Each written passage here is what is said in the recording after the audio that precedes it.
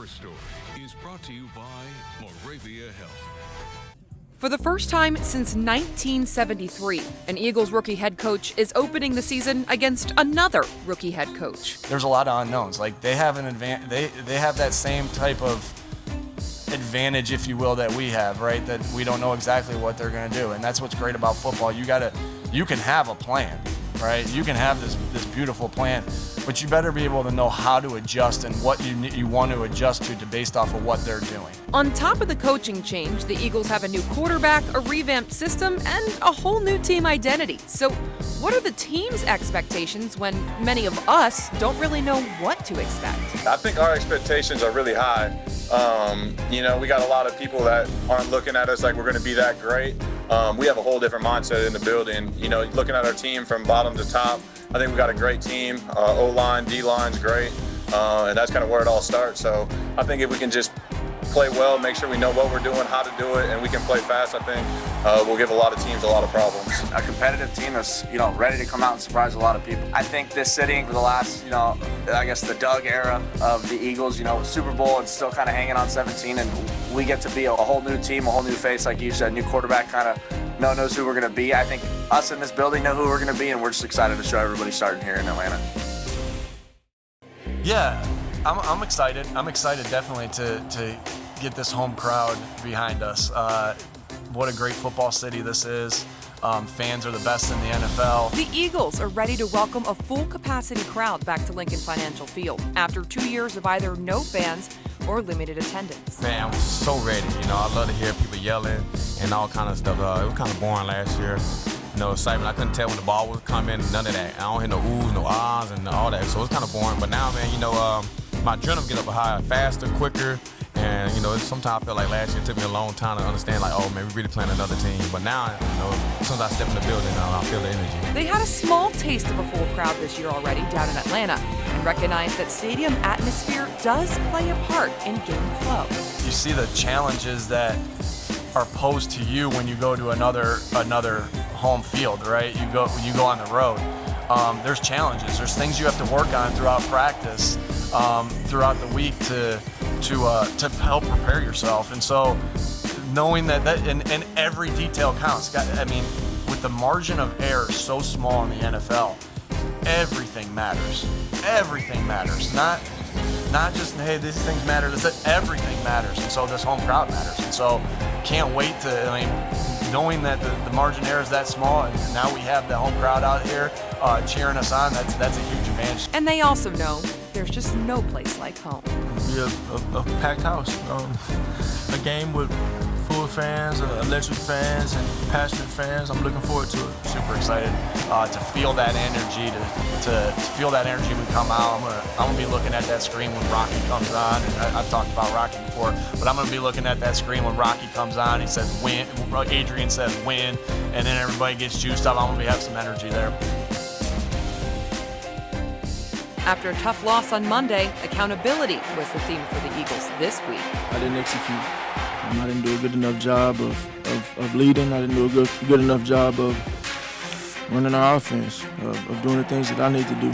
So it's on me. But the head coach disagrees to a point. Yeah, I don't think that's fair for him to say I take the blame for a loss on his part. But that's what we built our program on, right? Is that one of them, the main thing is accountability, and everyone should feel that way. Everyone should feel after a game that you lose, like, what happened?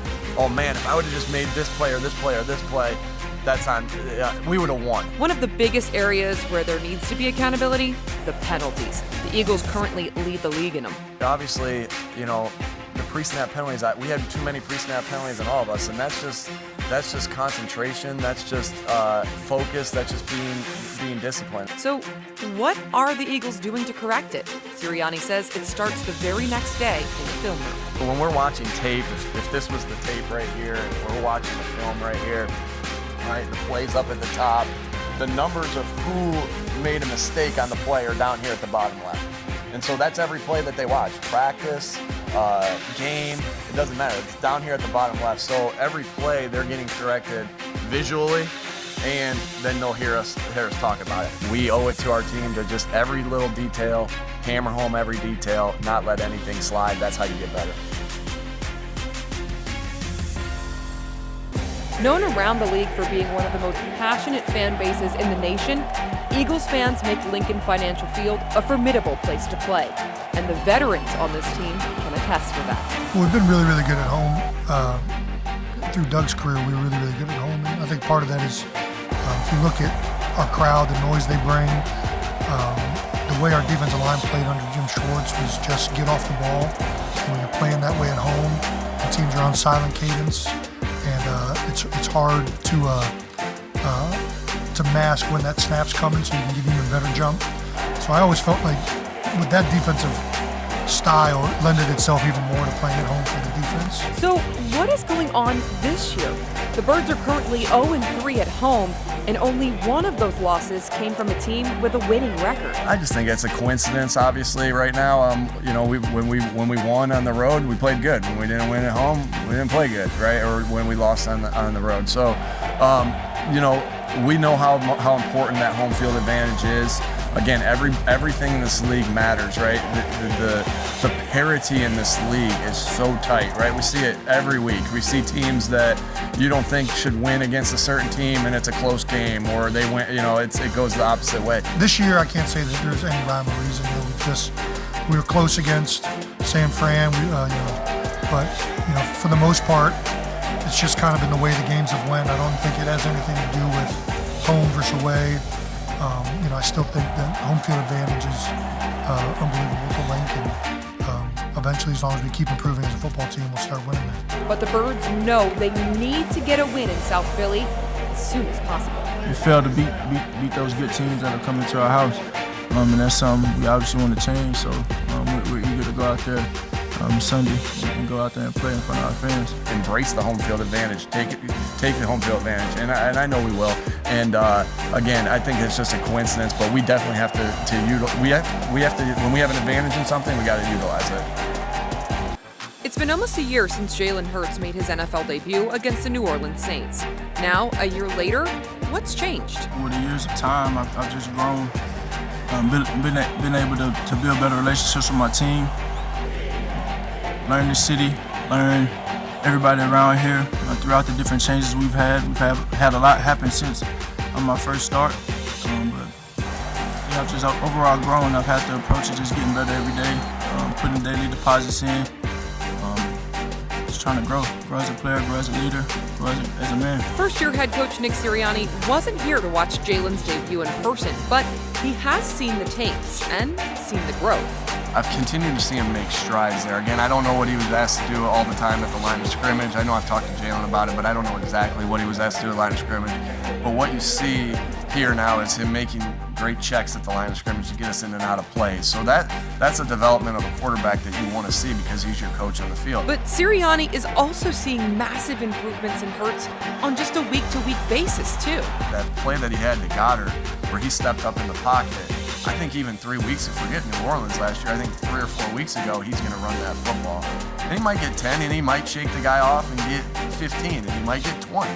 But he got 24 when he stepped in the pocket, and I've seen him with that play in the pocket go up with one hand. Well, I saw him push up with 2 hands and find the ball because he doesn't know where those hands are coming. And that's the ball security thing that we've continued to emphasize, that he's continued to emphasize of getting better at.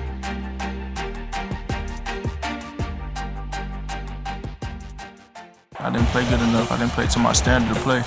It's as simple as that. After weeks of steady growth, Jalen Hurts struggled and seemed to take a step backwards against the New York Giants last week. He threw 3 interceptions for the first time this season during the 13-7 loss. The most important thing when you go out there and play a game is just to have the right attention to detail, and that's what I've been talking about. I think that's something that we lack. As an offense, it's something that I lacked in last week's game, so it's something that I definitely want to do a better job of this week. I think he's hungry to get out there again and to redeem himself off of a performance that wasn't up to his standard. And so that's the competitor in him. That's the football character in him that he wants to get back and work and get ripping again. Now that they're preparing for the Jets, what were the biggest takeaways after watching that Giants game tape? The big thing was obviously taking care of the football. As you go, the biggest stat that we look at again are explosive plays, and turnover differential. And those are the ones that we really hang our hat on, because those are the ones you say the odds are the best that if you win those two things, you're going to win the game. I want to execute at a very high level, and that comes from everybody being on the same page of how we're attacking, what the intent of the play is, and what we're trying to do. So I think that's an overall collaborative thing. It's something that we've definitely grown at. It's something that we've gotten better at. We took a step back last week, and I took a step back last week from that. So I'm excited to come into this week and go out there and play. The bye week is finally here, and head coach Nick Ciriani said Monday the biggest item in the agenda, rest. We worked today. I brought them in today. Going to let them be off the rest of the week. Again, we're in a late bye here, and so I think it's really important that they step away, get their bodies right. But what about the coaching staff? They've had a slightly different schedule and worked till Wednesday. We had some different things we wanted to look at as a staff, some with the head coach, some without the head coach, and really it just comes down to just trying to improve, everything that we're doing. And how can we improve a little bit by, all the variables that go into improvement.